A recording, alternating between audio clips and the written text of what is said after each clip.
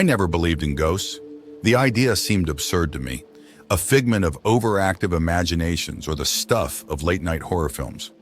That was before 1977, before my family became the unwilling center of one of the most documented hauntings in history, the Enfield Poltergeist. I lived through it, and it forever changed the way I see the world.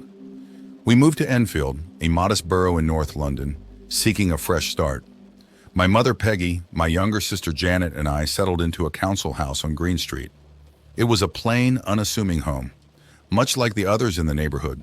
We never suspected it would become the epicenter of a supernatural storm. It all began innocuously enough, with strange noises in the night.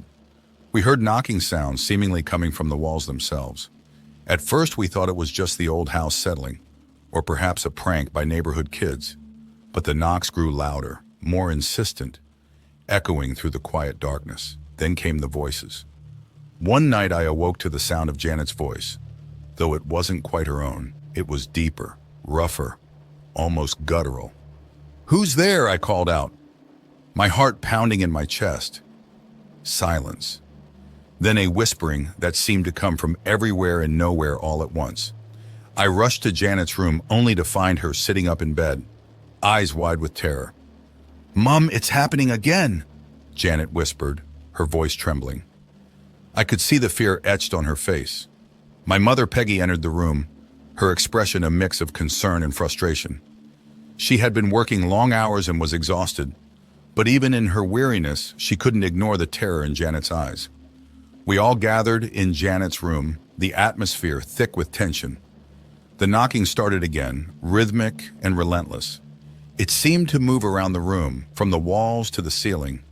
Suddenly, the dresser began to shake, its drawers sliding open and shut as if manipulated by invisible hands. We all stared in stunned silence, unable to believe what we were witnessing. The next day, we called the police, hoping for a rational explanation. 2 officers arrived, their skepticism evident. They searched the house, finding nothing out of the ordinary. But as they prepared to leave, one of them witnessed a chair slide across the floor on its own. "I've seen enough," she muttered, her face pale. They left quickly, offering no solutions. Desperation led us to contact the local press. We hoped that public attention might bring answers or at least some form of relief. Journalists from the Daily Mirror came to investigate, their cameras at the ready. They too witnessed the strange events, objects moving, unexplained noises, and even the eerie voices that seemed to speak through Janet. Soon, paranormal investigators Maurice Gross and Guy Lyon Playfair from the Society for Psychical Research arrived. They set up camp in our home, determined to document the phenomena. Their presence was a mixed blessing. It brought validation to our experiences, but also an unsettling realization that something truly inexplicable was occurring. Maurice and Guy set up recording devices and cameras throughout the house. They interviewed us extensively, trying to piece together the puzzle. Janet became the focus of their investigation, as she seemed to be at the center of the activity. They recorded her speaking in a voice that was not her own, a gravelly male voice that claimed to be Bill Wilkins, a man who had died in the house years before. The disturbances grew more violent. Furniture would levitate and crash to the floor, often in the middle of the night. Janet was thrown from her bed as if by an invisible force. We tried to carry on with our lives, but the constant fear and lack of sleep took its toll. My mother was on the brink of collapse, and Janet's health was deteriorating rapidly. One night, as we huddled together in the living room, trying to find some comfort in each other's presence, the poltergeist made its most terrifying appearance yet. The air grew cold, and a foul smell filled the room. The lights flickered and then went out, plunging us into darkness. We heard a low guttural growl, followed by the sound of something heavy being dragged across the floor. I fumbled for the flashlight, my hands shaking. When I managed to turn it on, the beam illuminated a horrifying sight. Janet was levitating above the couch, her body contorted in unnatural angles. Her eyes were wide open, but they seemed to look right through us as if she were in a trance. Her mouth moved, but the voice that emerged was not hers. "Leave this house, the voice commanded, sending chills down my spine. "This is my home." We were paralyzed with fear. unable to move or speak.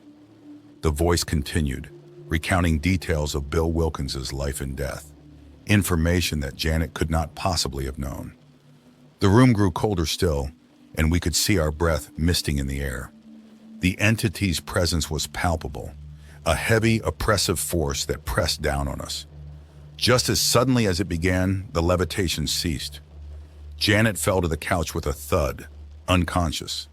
The lights flickered back on, and the room was eerily still. We rushed to Janet's side, relieved to find her breathing, but deeply shaken by what we had witnessed. It was clear that we were dealing with something beyond our understanding, something malevolent and powerful. As we sat in stunned silence, Maurice and Guy exchanged worried glances. "We need to dig deeper," Maurice said finally, his voice steady but laced with concern.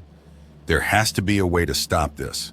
Their investigation intensified, but so did the poltergeist attacks. It seemed determined to drive us out, to reclaim the house for itself. Each night brought new horrors, and our nerves were stretched to the breaking point. We felt like prisoners in our own home, trapped by a force we couldn't see or fight. The breaking point came one night when the entity's rage reached a fever pitch. Objects flew around the room with violent force, smashing against walls and shattering to pieces. Janet screamed as she was lifted from her bed and thrown against the wall, leaving a dent in the plaster. My mother collapsed in tears, her spirit broken by the relentless torment. In the midst of the chaos, Maurice made a bold decision. "We need to confront it," he shouted over the noise, his face set with determination. "We need to face it head on." With that, he and Guy gathered us in the living room, forming a protective circle. They began to speak, addressing the entity directly, demanding that it show itself and explain its presence. The room grew colder, and the air seemed to vibrate with tension. Then a shadowy figure appeared in the corner, its form barely visible in the dim light. The voice of Bill Wilkins echoed through the room, filled with anger and sorrow. "I died here," it said, "and I will never leave." We stared in horror as the figure moved closer, its features becoming clearer. It was an old man, his face twisted in pain and rage. He pointed at us, his eyes burning with fury. "This is my home," he repeated, "and you are not welcome." The confrontation was cut short by a sudden violent force that knocked us all to the floor. When we scrambled to our feet, the figure was gone and the room was silent once more. We were left shaken and afraid, unsure of what to do next. Maurice and Guy were undeterred. "We're making progress," Guy insisted. "We just need to keep pushing." But as we would soon learn, confronting the poltergeist was only the beginning. The true horror was yet to come, and it would test our strength and sanity in ways we could never have imagined. The days following our confrontation with the shadowy figure of Bill Wilkins were a blur of anxiety and exhaustion. Maurice and Guy's determination to push forward gave us a sliver of hope, but we couldn't shake the feeling that we were on the edge of something terrible. The nights were the worst, each one bringing new horrors and a growing sense of dread. Maurice and Guy decided to bring in more help. They contacted other paranormal researchers, and soon our house was filled with equipment, cameras, tape recorders, and strange devices meant to detect the presence of spirits. Despite the increased scrutiny, the poltergeist activity didn't abate. In fact, it seemed to grow bolder, almost as if it thrived on the attention. One night, as we sat in the living room, trying to distract ourselves with a card game, a deafening crash echoed through the house. We jumped to our feet, hearts pounding. The noise had come from Janet's room. We raced up the stairs, dreading what we might find. Janet's room was in shambles. Furniture was overturned, and her bed was pushed against the wall. In the center of the chaos stood Janet, her eyes wide and vacant. She began to speak in that unnerving, gravelly voice again. "You will leave," the voice commanded. "This is my home. You do not belong here." Maurice stepped forward, his voice calm but firm. "We know who you are, Bill Wilkins.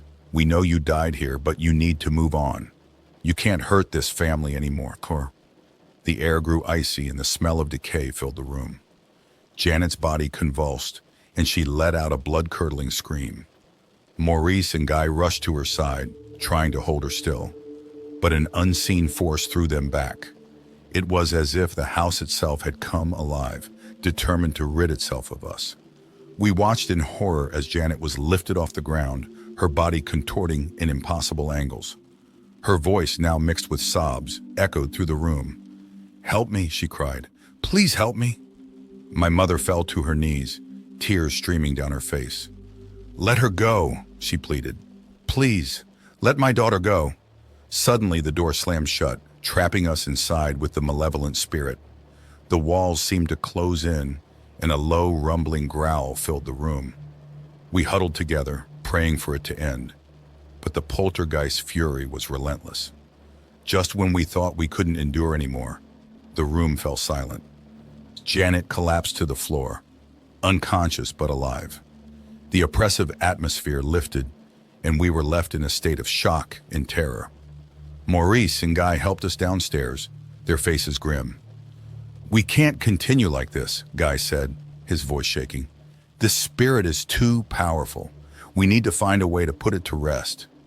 The next day they brought in a medium, a woman named Margaret who claimed she could communicate with spirits. She performed a séance in our living room, hoping to reach Bill Wilkins and convince him to leave. We gathered around the table, holding hands as Margaret chanted and called out to the spirit. At first nothing happened. The air was thick with anticipation. Then the table began to shake, and a cold wind swept through the room. Margaret's voice grew louder, more insistent. "Bill Wilkins, we know you are here. Speak to us and tell us what you want." A deep, guttural voice responded, filling the room with its presence. "I want peace," it said. "I want to be left alone." Margaret pressed on, her voice steady.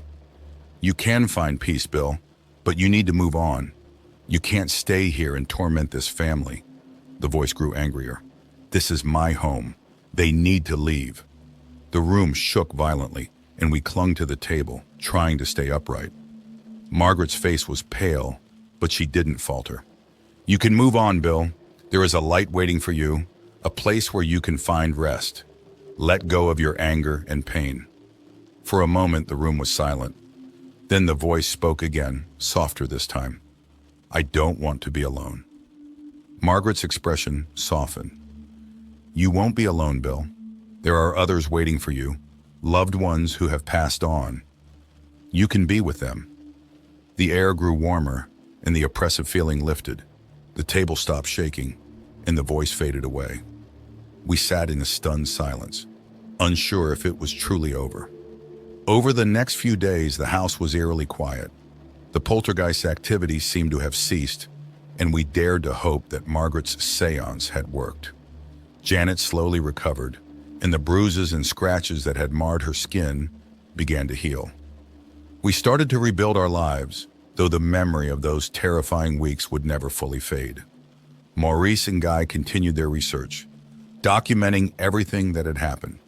They published their findings, bringing attention to our story and the phenomenon of poltergeists. We received letters and visits from people all over the world, some offering support, others seeking answers to their own experiences with the supernatural. Though we never fully understood what had happened in our home, we found a measure of peace. The haunting had left its mark on us, but it also brought us closer together as a family. We had faced a darkness beyond comprehension and emerged on the other side, scarred but stronger. As for the spirit of Bill Wilkins, we could only hope that he had found the peace he so desperately sought. The house on Green Street stood as a testament to the unexplained, a reminder that there are forces in this world that defy understanding. And while I still can't say I fully believe in ghosts, I know that there are things out there that we cannot see or explain, things that can reach out from the shadows and touch our lives in ways we can scarcely imagine.